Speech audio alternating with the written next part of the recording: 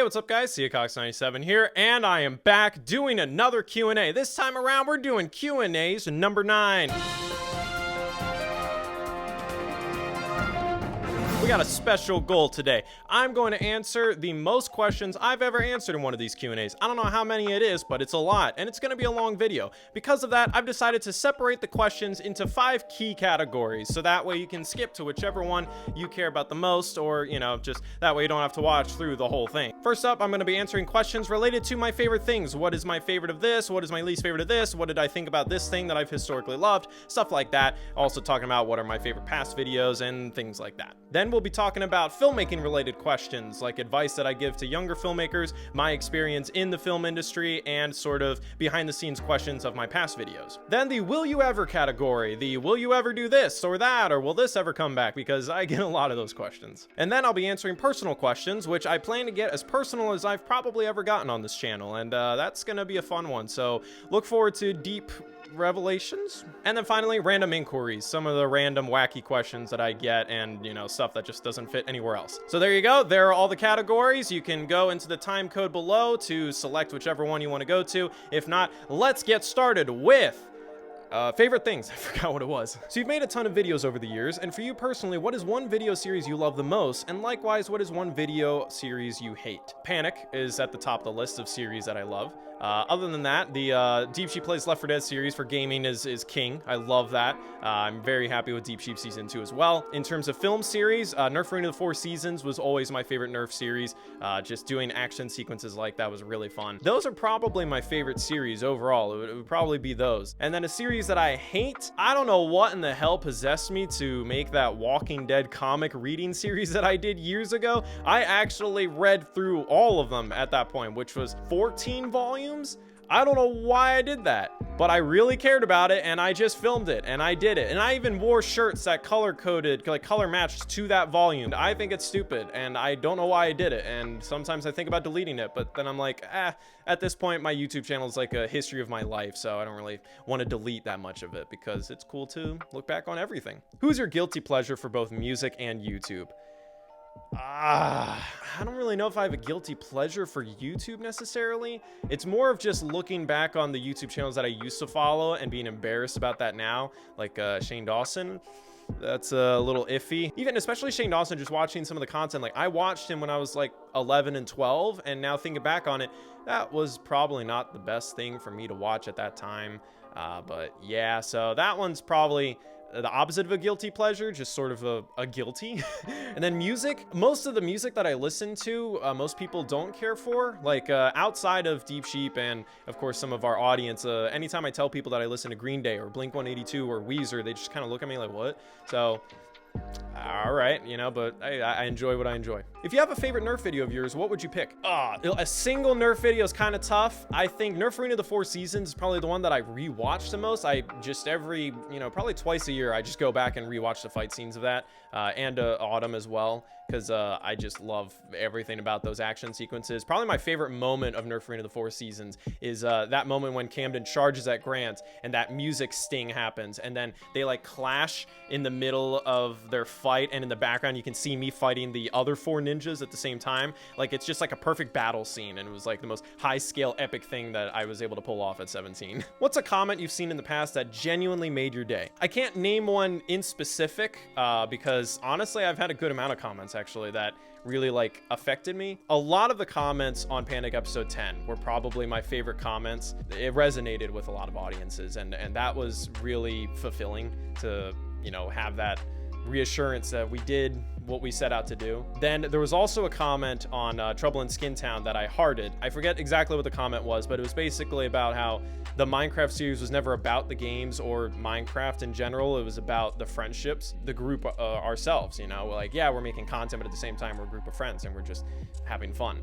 And that surprising emotional ending, again, resonated with audience in a way that I'm sure they didn't expect to get out of a Minecraft video, but it was really important to me to end it that way. And I was really happy to see a lot of comments get that and sort of understand, oh, okay, this was something more. This was something unique and special that has now ended. So those are probably some of my favorite comments. As a Halo fan, what are your thoughts on Halo Infinite's multiplayer and campaign? Thank God Halo seems to be back. At this point in time, the campaign hasn't come out yet. In fact, it's coming out in 2 days, and I'm very excited to play it, but reviews are coming out, and it seems really good. But yeah, Halo has been dead for a very long time, and it's been very sad, but thankfully, 343 is getting their shit together. Phil Spencer is kicking them in the butt, making them do a good job with Halo Infinite, and overall, the multiplayer I've been having a good time with.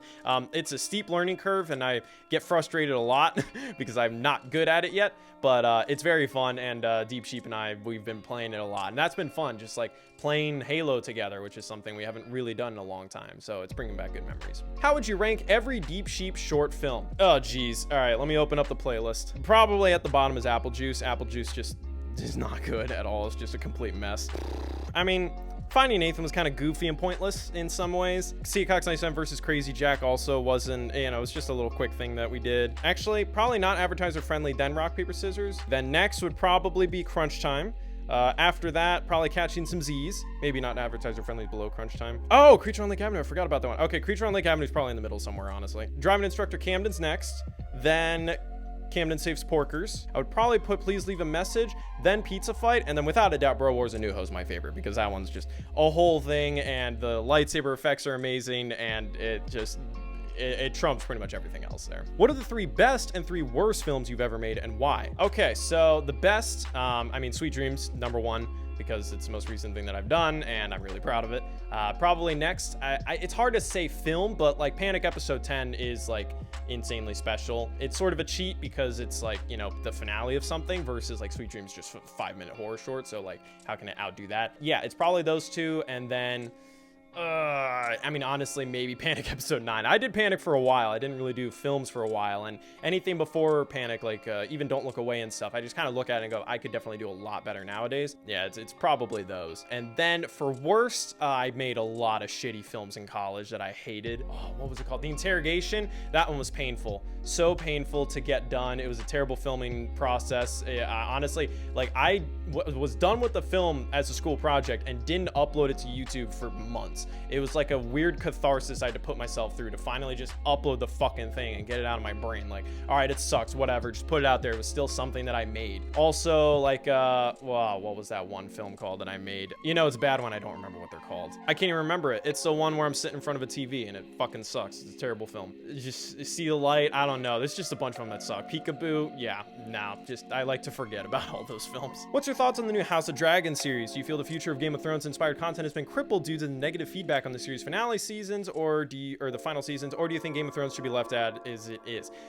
So without diving too deep into this subject, Game of Thrones is my favorite thing of all time, and having it end so utterly, terribly, disappointingly really broke me, because it gave me this feeling like, wow, even like the best things in the world failed to stick the landing. And as I have said before in many videos, the ending is the most important thing to me, so that hurt a lot. House of Dragons, I'm hopeful. It seems good. At the same time, like, I'm just trying to tamper my expectations. I don't want to let myself get so hyped up for something like I was with Game of Thrones Season 8, to the point where I pretty much just made an entire separate channel just so I could talk about Game of Thrones. Yeah, that hurt. So, yeah.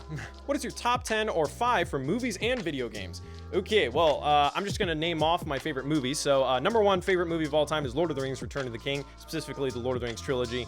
Greatest thing ever made. Can't get enough of it. The Dark Knight's probably my second favorite movie, then Whiplash, then Jaws, and then number 5, it might be Empire Strikes Back.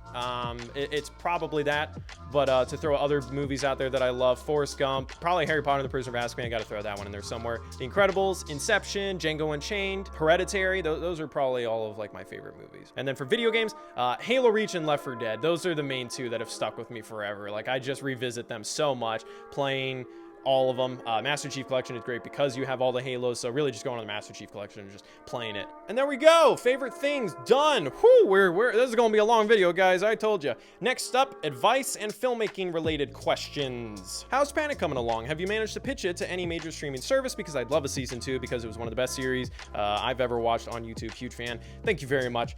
So that is a very complicated process, but the quick answer is development is hell.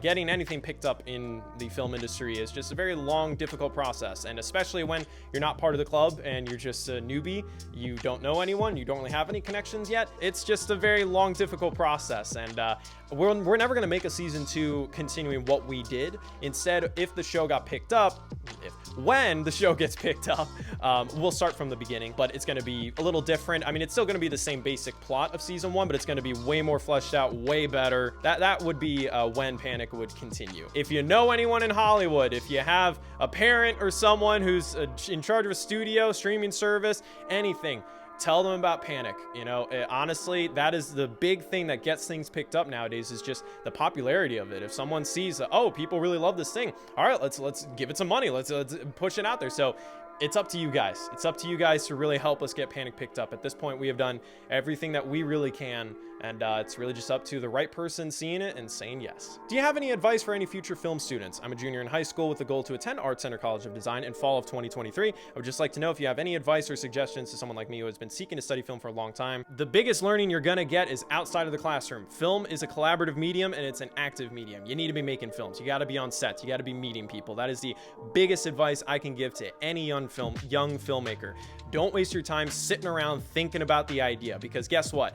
Everyone's thought of the greatest movie ever made, but no one has made it. And it's up to you to make that idea into reality. That is what will separate you, and that is where you will learn the most. Yes, you can sit in a classroom and you will learn from the best at Art Center, and you will meet some of the best at Art Center, and you'll make good friends and make those connections, but you really need to be out there making your films, because follow through is the most important thing in film. You can't just sit around talking about it, coming up with ideas all day. You gotta make it happen. What are your long-term plans for filmmaking? Are you gonna join a production company? Are you gonna start your own? Or are you hoping to just hit it big as an individual director? This is something that I'm kind of in the middle of figuring out, honestly. Right now, I'm in this transition process where making Sweet Dreams kind of rejuvenated a thing, feeling in me that I had lost for a very long time. I had lost confidence in myself as a solo film director years ago. During college, and Sweet Dreams rejuvenated me, because I finally made a film again, and I made exactly what I wanted. There's really nothing about that film that I regret, or that I think, oh, I failed at that. Like, no, I did everything that I set out to do, and I'm very happy with the finished product. And I really want to continue making horror films. Honestly, if I could continue making horror films, Sweet Dreams has done actually pretty successful for my channel. It's continuously the 3rd most viewed video on my channel every week. I'd like to continue that, continue the horror short series, just making different horror films and build up sort of a horror franchise sort of thing. So I would like to do that right now and kind of see where that goes. And then in the meantime, I have Panic that is, being developed. So I'm trying to have multiple avenues that I'm investing in, so that way I'm not nailing down like, all right, this is my only thing that I have. Instead, it's like any one of these things could succeed. Hopefully one of them does. I've been struggling with filming and writing for my story, like not having enough motivation to film and low energy to write. Any advice you've dealt with that? Yeah. Every single creator ever has struggled with motivation to do the thing that they claim they love. I don't know what it is. It's something to do with artists, but writer's block is a very famous term for a reason. You're gonna run into that. I don't know if it has something to do with the fact that you care so much that you're afraid to mess it up, so you just kind of freeze up and don't even start in the first place, and you kind of feel lost. It is definitely always a roller coaster. You're never always going to be fully motivated to make that film or write that script. If you want to be a filmmaker, you just gotta get through it. You gotta maximize the times when you have the creative juices and they're flowing. Follow through is the most important thing. You gotta make stuff. That's the only way you're going to become a filmmaker, is by being a filmmaker. Also, something that I've actually found recently, it's motivated me, watch other shorts, especially shorts that are related to the thing that you want to make, and you'll be surprised how many crappy films are out there. Honestly, watching a really crappy horror short really motivated me to make Sweet Dreams, because I looked at it and I went, what the fuck, I can easily make this better. And it helped. It really helped. Even if you don't believe in yourself, if you can make something better just by watching something that's bad. That'll motivate me any day. What is your favorite part of the filmmaking process? What is the hardest part of the filmmaking process? And what is the most important part of the filmmaking process? Favorite part? Oh man, I really love actually the planning stage, specifically the script writing and outlining. I love outlining the film and just kind of putting it all together and really figuring out like writing to me is like a puzzle. And once I figure out that puzzle and all the pieces fit together perfectly, I'm like, yes, this is gonna be a great film. And I'm very excited for that. Honestly, showing people my film would probably be my favorite part, but I don't necessarily count that as the filmmaking process because that's after it's done, but watching people's reactions and hearing what people think about my film, that's the whole reason I make my films in the first place. I want to get something out there, and then I want to see what people think about it. What's the hardest part of the filmmaking process? Other than scheduling and getting people together, because it's very challenging and difficult, for me, the actual shooting day is so ungodly stressful. Like, that was part of the main reason I stopped making films for a while, because I just couldn't handle it. I was just having panic attacks on set and like complete emotional breakdowns, and I like could not get through them. I was like, I don't think I'm a good filmmaker. I don't think I can do this. I have no confidence in myself, and it was just really bad. Luckily with Sweet Dreams, I was able to fight that and escape that, and it worked out. Like, we made a good film and we got pretty much everything we needed that day, but that one continues to be the hardest part for me. And then what's the most important part of the filmmaking process? Honestly, I mean, you got the 3 stages: pre-production, production, post-production. All 3 of them are insanely important for different reasons, but I think most filmmakers would say it is the pre-production phase. You gotta plan it all out, because if you don't properly plan things out, it ruins the rest of it. It's just not gonna work out. You gotta do reshoots and more money spent, and it's just a whole waste of time. So pre-production, very important. Did you know from early on that you wanted to become a filmmaker? Was there any other career paths that captured your interests? Any advice for anyone who's not sure what they want to do in life? Okay, so that's a lot. First of all, yes, I've been making films since I was 9 years old. Telling stories was in my DNA. I don't know what it is, but I really care about stories, and I really care about sharing them with people, and film is my favorite medium to do that. Was there any other career paths that captured your interest? Not really. It was pretty much always film. I mean, I was acting for a while, but acting is kind of connected to film, but I do really enjoy acting. At the end of the day, I want to tell my own stories, and acting isn't the full part of that. It's just one part of it. I also really enjoy video games. I would love to make my own video games, but it's, you know, eh. And then honestly, writing songs has been something that I really enjoyed, but at this point in my life, like, film is my career. It's going to be the thing that I'm going to do, so everything else would just kind of be side stuff. Any advice for someone who doesn't know what they want to do in life? It's tough, because I'm the opposite of most people. Most people run into the problem of not knowing what they want to do in life, and I knew from a young age what I wanted to do, and I've pretty much done nothing but pursue that. I guess my biggest advice would be, you don't need to rush into a career. You don't need to rush into finding the thing that makes you whole. In fact, very often you're not going to know what it's going to be until you just try it out. So if you don't know what you want, try stuff out. You got to put yourself out there. It's really just finding what you care about and capturing that in some way.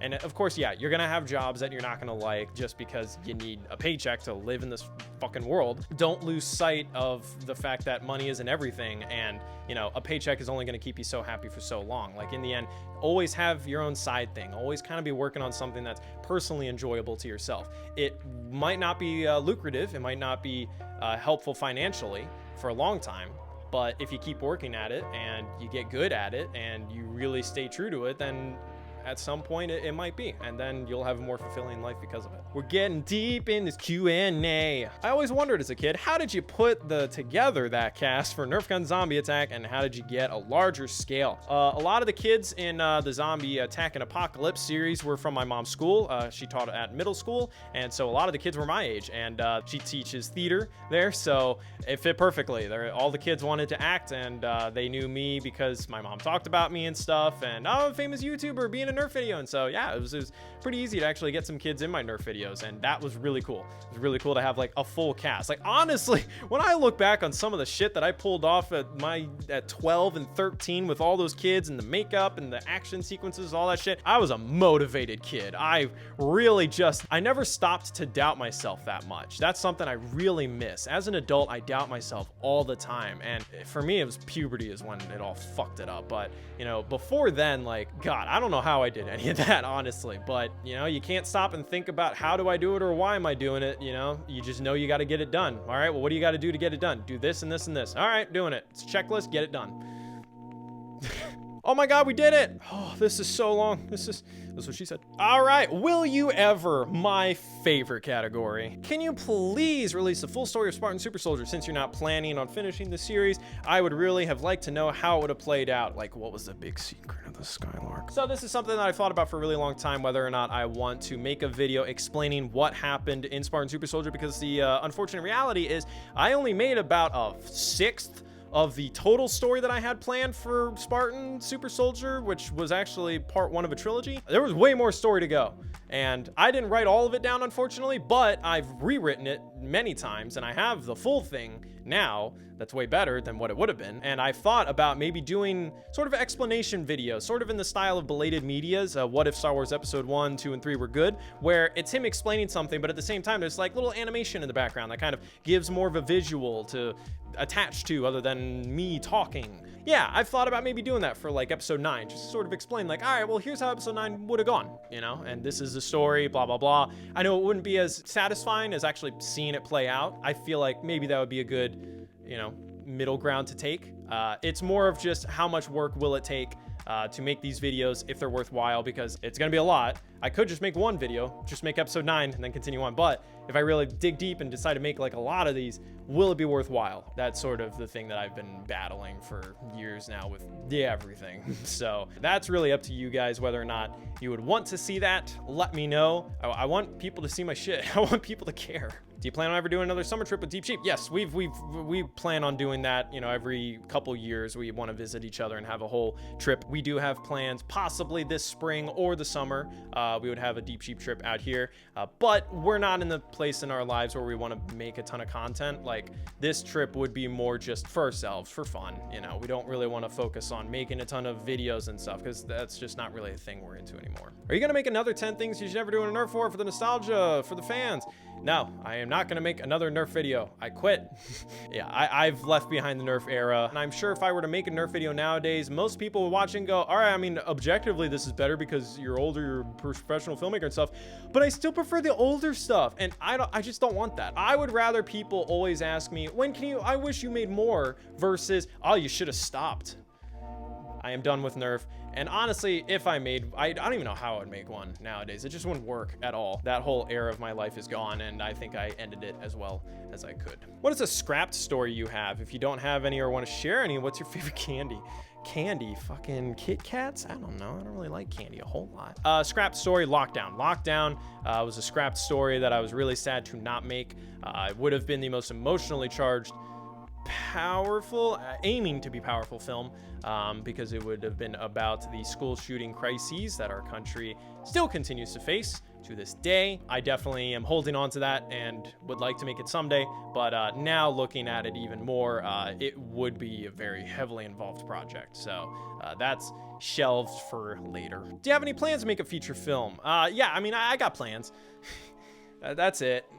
Will you ever make a Nerf 4 video tribute? Oh shit. I don't know. I would need like a good milestone reason to do that. I mean, I did like the 11 years later candy bar video. If anything, I would maybe make a video just like talking about the behind the scenes of that video, which is gonna be hard because it's years later, so I don't remember a whole lot, and I wouldn't really be able to get the cast together to talk about it. Comment below if you'd be interested in having sort of like similar to the Sweet Dreams behind the scenes video that I did, which not many people watched that video, unfortunately.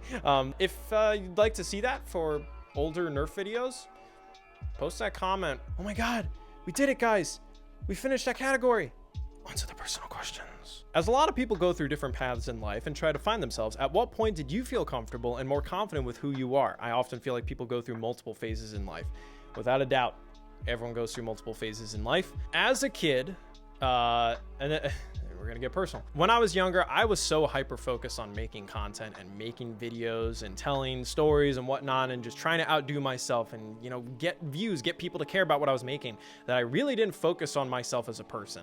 I completely lacked a lot of key social skills that I needed in college and high school and all that, and that's really what started eating away at me as a person. As I was getting older and I wanted to move on from Nerf, I didn't really know what else I wanted exactly. Like, I just knew I wanted film, and that's all who I was. I made films, I played video games, but like I made videos about those video games. Like, you know, there was a classic thing with Deep Sheep where every time I got on, it was like all I wanted to do was just make a video, and I was really obsessed with capturing everything and not living in the moment, going out and doing stuff as just, you know, me and learning about me. And I sort of reached this crisis moment in college where, yeah, I was having panic attacks on set. I couldn't, you know, I didn't believe in myself. I felt like my best days were behind me. I had quit Nerf. The videos I was making weren't getting any views. People didn't care about them. They weren't even that good.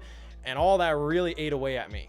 I think the most confident I've ever been in my life was when I was a kid, which is frustrating because you'd like to think you grow and you get better as you get older and you learn. And through those experiences, you are better for it. And therefore, you know, it's like a character arc. You keep getting better, but it's very hard to really settle down for just like one thing that you really enjoy and sticking with it, because even the thing that you enjoy, for some reason, you also run out of motivation to work on it. And you go through phases where things are going well in your life and then things aren't going well. And, you know, very often once you've gotten past those really rough times and things are going well, but eventually things will go wrong again. And that's something that is very difficult, something that I have heavily struggled with, especially ever since college. My whole life I've been building up to doing these things and I couldn't do them anymore. Yeah, I have gone through multiple phases. The last couple of years have been really important for me. Panic was really important for me. I was diagnosed with anxiety and depression a couple years ago, and I've been taking medication for it and just sort of going through day by day process. And I go through phases where things are going well and things aren't. And honestly, my mind is a labyrinth that I really don't understand, and I am still struggling to understand, and I'm still learning a lot about how I became who I am, and a lot of it ties into YouTube and just filmmaking as a whole and the way that I've gone about my life. When things are going well, when I'm in that zone, I try and maximize it as best as I can. I don't know, that was a really long answer, but it was a really loaded question, so we're starting off strong here, people. You ever feel embarrassed for your Nerf videos, or do you take pride in your step in your upbringing? High school is rough, guys. Yeah, I was like famous in my high school for the Nerf videos, and part of me was really proud of that, and I still am proud of that to this day. Ask anyone about something that they were really successful for when they were younger, and now they can't seem to escape it. That was what you think they were a long time ago. They're very different now, and that's something that most people in high school didn't really get. They didn't really look past sort of, oh, you do Nerf videos. And also there was that judgment of Nerf videos, which is partially why I wasn't making as many Nerf videos, because I was like, fuck, this is all that people think I'm like a child, I'm a kid, and I play with Nerf guns. But no, I do way more. I take it way more seriously. I make films, I tell stories. Like, I would tell them that. It was a very embarrassing thing for me in high school. Yeah, Nerf has always been a very complicated thing for me, but overall, without making those Nerf videos, I would not be where I am today, and that I am thankful for them. What is your biggest regret? Oh shit, y'all. Not focusing on socializing and learning, interpersonal dynamics with people. I was very trapped in my head when I was younger, and really saw the world through only my lens. I didn't open it up to just like what it can be objectively, and just maximizing on social opportunities. I had so much social anxiety. I was terrified in social situations. Honestly, just watch Panic episode 5. That was me. I fucking hated all that stuff. That's something that I really wish I had started when I was younger, because I needed that in college. I needed to be a lot better at it then. I think I am much better at it now. I still am awkward at times and still constantly anxious. I'm constantly terrified of fucking up every little interaction I have with people. I know I'm gonna be awkward, so let's turn that awkwardness into self-awareness and make people laugh because of it. And yeah, seems to work. It's no secret that your channel has dropped off a bit from what it used to be, sadly. What are your opinions on this, the state of YouTube generally? And how do you think this will affect your channel in the long run? I've really thought about making a video for a while now, really diving deep into the reality of what my YouTube channel has done to me emotionally, psychologically, all of that, and particularly the downfall of my channel and how that has affected me. It hurts, obviously, because the only reason I made films is that I wanted people to see them, to know that people aren't watching what I'm making now, and all they really remember me for is something I did in the past as a kid. Yeah, it's frustrating. That's why I'm really happy with Sweet Dreams, because it is doing well. So I want to keep doing that. YouTube as a whole, oh my God, again, there's so much to talk about. I have a very cynical view on content creation and the way videos and films have grown nowadays, especially with TikTok and all that. I just see greed everywhere. I just see lowest common denominator, repeat basic content, repeat the product, get people out there, watch, just get the clicks, doesn't matter, just get it out there, just get the good thumbnail, go. I fucking hate that, because I pour my heart into everything that I make, and to see so much shit do so much better, it sucks. It's not a competition, but at the same time, it's like, wow, why bother? I also am kind of frustrated with the way that content creation and the way YouTube and social media and TikTok has turned us as viewers. We not only want everything right now. We're not patient. We're absorbing content. That's really what we do now. It's gotta watch this. All right, watched it, done. Move on to the next thing, move on to the next thing. There's no real thought into it. There's no actually absorbing what was there and really diving deep into it. The things that I make, I put a lot of thought and care into them. I really push everything that I can with them. So it's frustrating to know that so many people aren't going to give that really a chance. It's just click, watch, oh, okay, move on to the next thing. I hope I can build success with horror and just films as a whole on my channel. I really hope I can cultivate that into something. Was your Deep Sheep goal too ambitious? Yes. I didn't realize what I was signing everyone up for, my friends. I saw it as we're a group of friends and we like films, therefore we can all make a ton of content. It'll be this big, fun, successful thing. They didn't realize what they were signing up for. And I was a very passionate, forceful person, I guess. As a director, I